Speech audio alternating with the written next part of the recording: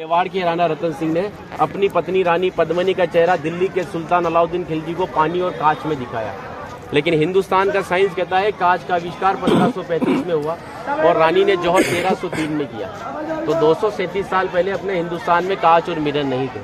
और अलाउद्दीन खिलजी के साथ में पर्सनल राइटर आया था जिसका नाम था अमीर खुसरो, जिसने उस समय किताब लिखी थी तारीख अलाई। उसने लिखा था कि मेवाड़ की महिलाओं ने अपने सतीत्व धर्म के खातिर जौहर किया और राजपूत कभी भी कॉम्प्रोमाइज करना नहीं चाहते थे। चित्तौड़ के ऊपर युद्ध होने का सबसे बड़ा रीजन था व्यापार, क्योंकि हिंदुस्तान में कभी भी कोई भी मुस्लिम कम्युनिटी पहले नहीं था। ये सभी जो आते थे अफगानिस्तान तुर्किस्तान से आते थे और आते कहाँ थे तो समुद्र के पास में आते थे, क्योंकि प्लेन तो थे नहीं ना। तो इधर नज़दीक पड़ता है गुजरात और ये जाते थे दिल्ली, तो इधर पड़ता है दिल्ली, उनको क्रॉस करना पड़ता था ये मेवाड़। अच्छा, इधर गुजरात इधर दिल्ली बीच में राजस्थान, तो इसको क्रॉस करना पड़ता था ये मेवाड़। तो यहाँ के राजपूत उनसे टैक्स वसूलते थे।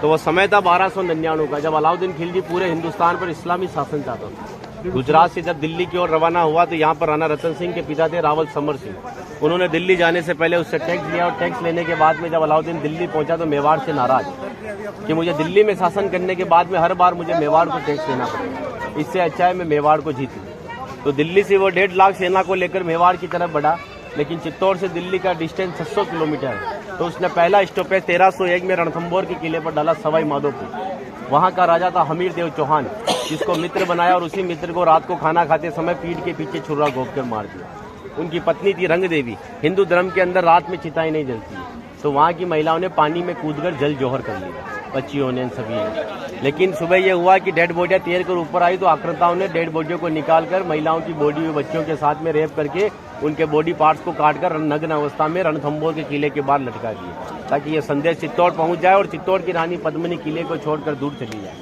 1303 में जब अलाउद्दीन चित्तौड़ पहुंचा तो किले के ऊपर आने के लिए उसको 7 गेट क्रॉस करना था, तो इम्पॉसिबल था।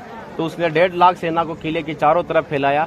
8 महीने के बाद में किले के ऊपर खाने की कमी आई तो रानी पद्मिनी के चाचा भतीजा गोरा और बादल ने राणा रतन सिंह से कहा कि हमारा राशन खत्म हो रहा है और जब ये भूखे और कमजोर सेना से हम युद्ध करवाएंगे तो ये युद्ध नहीं कर पाएंगे। रतन सिंह को बातचीत के लिए 7 गेट के नीचे भेजा तो अलाउद्दीन खिलजी ने उनकी गर्दन पर तलवार रखकर झुकने के लिए कहा, लेकिन मेवाड़ का राजपूत सर कटाने के लिए मंजूर होता है लेकिन सर झुकाने के लिए कभी मंजूर नहीं हुआ। राणा रतन सिंह को धोखे से बंदी बनाया और रानी पद्मिनी को संदेश भेजा कि आप हमारे अधीनता स्वीकार करो, हम दिल्ली चलेंगे। रानी पद्मिनी कहती है कि जो नरसंहार तुमने 2 साल पहले रणथंभौर के किले में किया तो यहाँ की महिलाओं के साथ में भी वही होगा। इस वजह से जहाँ मैं जाऊँगी वहाँ ये वीरांगनाएं चलेगी। 2 महीने का समय लिया। अलाउद्दीन खिलजी ने 700 डोलियाँ किले की ओर भेजी, लेकिन रानी पद्मिनी को पता था कि मेवाड़ में घूंघट सिस्टम है, तो हर एक सोल्जर्स को लेडीज पोशाक पहनाकर तलवार और भालों के साथ में उस पालकी में बिठा दिया और रानी पद्मिनी की पालकी में भतीजे बादल को रानी पद्मिनी की वेशभूषा पहनाई और 700 पालकों एक कमांडर बनाया चाचा जी गोरा को। गोरा जब पालके लेकर 7 गेट के नीचे गया तो अलाउद्दीन खिलजी से कहा कि रानी पद्मिनी दिल्ली जाने के लिए तैयार है, लेकिन जाने से पहले अंतिम बार अपने पति से देखना चाहती है।